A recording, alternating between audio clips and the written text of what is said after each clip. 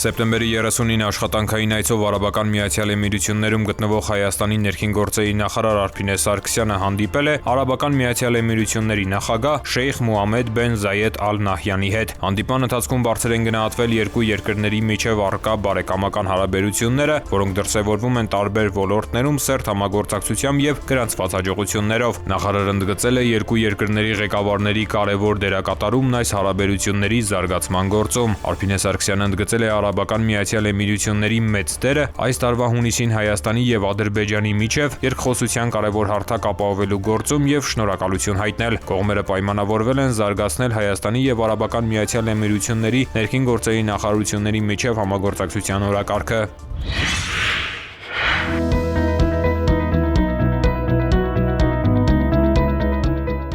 Բարեկային ծառայողները սեպտեմբերի 24-ին հյուրընկալվել էին հանրային հեռուստաընկերությունում։ Հաղորդակցման հմտությունների եւ խոսքի մշակույթի կատարելագործման ուղղված հերթական ոչ ֆորմալ հանդիպումից առաջ նրանք ծանոթացան հեռուստաընկերության աշխատանքային առօրյային։ Ներքին գործերի նախարարության կողմից կազմակերպված այս հանդիպումների շարքը տալիս է իր դրական արդյունքը։ Մենք բազմաթիվ հանդիպումներ ենք ունենում տարբեր մասնագետների հետ, ովքեր մեզ օգնում են հմտացնելու մեր հաղորդակցման հմտությունները։ Առաջին ալիքի մեդիա ակադեմիայի գործադիր տնօրեն Հրաչուհի Ութմազյանը խոսել է պարեկային ծառայող քաղաքացի հաղորդակցության բարելավման, հասարակության կողմից հանրային խոսքի ընկալումների եւ կարծրատիպերի մասին։ Ինձ անկեղծ ասած շատ զարմացրեց մասնակիցների ներգրավվածությունը։ Նախապես խոսել էինք, որ անպայման հարցերով գան, որպեսզի ես կարողանամ իրենց անհանգստացնող բոլոր թեմաներին անդրադառնալ եւ շատ ուրախացա, որ իսկապես հարցաշատ էր այսօրվա հանդիպումը եւ հուսամ, որ իր արդյունքները կունենա։ Պարեկները խոսել են ծառայության ընթացքում հանդիպած դեպքերի մասին, վերլուծել օրինակներ ու վարքագծային դրսևորումներ, կիսվել կոնֆլիկտային իրավիճակների արդյունավետ կառավարման իրենց փորձով։ Հրաչուհի Ութմազյանն ընդգծել է, որ կոնֆլիկտային իրավիճակներում վարքի կառավարումն ու էմոցիոնալ ինտելեկտը առանձնահատուկ նշանակություն ունեն։ Հաղորդակցության արդյունավետությունը մեծամասամբ կախված է խոսքի մատուցման ձևից։ Ունեցանք շատ հետաքրքիր հանդիպում, մեզ ուզող հարցերի պատասխանները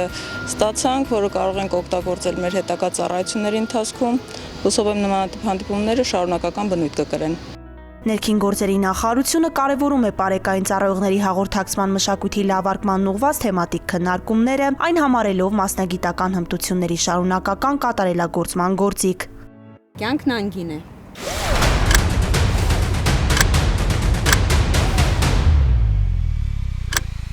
Ամրագոտին կյանքեր է փրկում։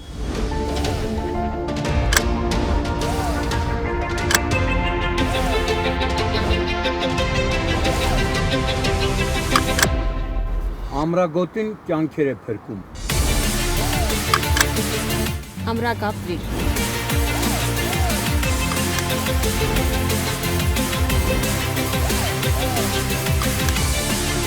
Ամրագոտին կյանք է փրկում։ Ամրագոտին կյանք է փրկում։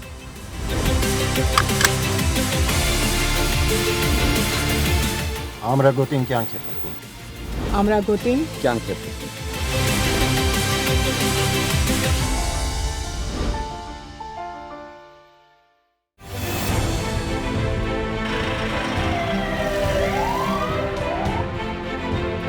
Վարորդները պարտավոր են կապույտ գույնի առկայծող փարոսիկ եւ ձայնային ազդանշան միացրած շտապօգնության մեքենաների մոտենալու դեպքում զիջել ճանապարհը նրանց անխոճոդոտ անցումն ապահովելու նպատակով։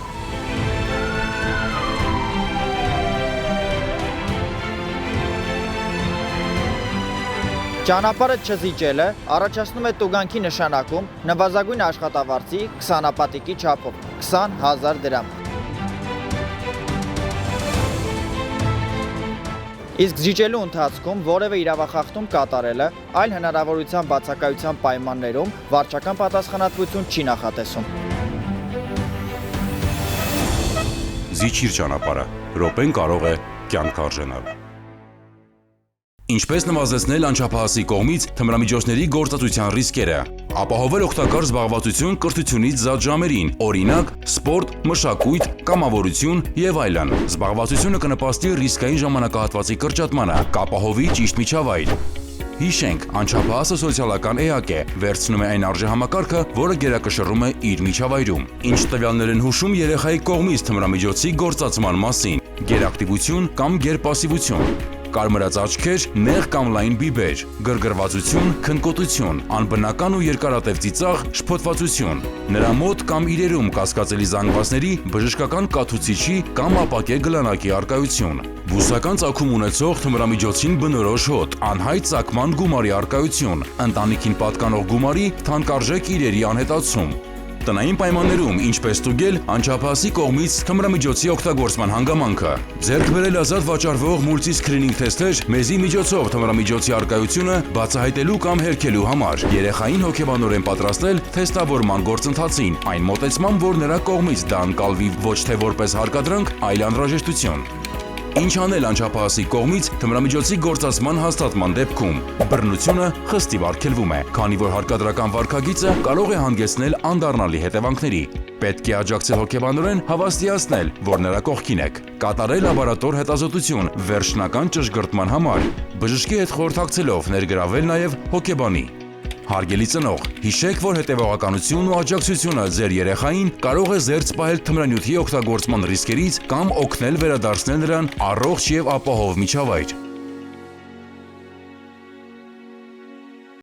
Հարգելի քաղաքացիներ, Road Police.am համակարգում էլեկտրոնային ծանուցումը ակտիվացնելու դեպքում տեսալուսանկարահանող սարքերով արձանագրված տուգանքի գումարը կարող եք վճարել 20%-ով պակաս։ Կարևոր է իմանալ, որ 20% բոնուսային բաղադրիչի կիրառման էլեկտրոնային ծանուցման եղանակը չի փոխարինում SMS ծանուցմանը։ Տեսալուսանկարահանող սարքերով արձանագրված խախտումներով, եթե օրինակ պետք է նշանակվեր 10,000 դրամ տուգանք, ապա ծանուցումն էլեկտրոնային եղանակով ստանալու դեպքում կկիրառվի բոնուսային նվազեցում եւ տուգանքի չափը կկազմի 8000 դրամ։ Օգտվեք թվային լուծումներից եւ վճարեք 20%-ով պակաս։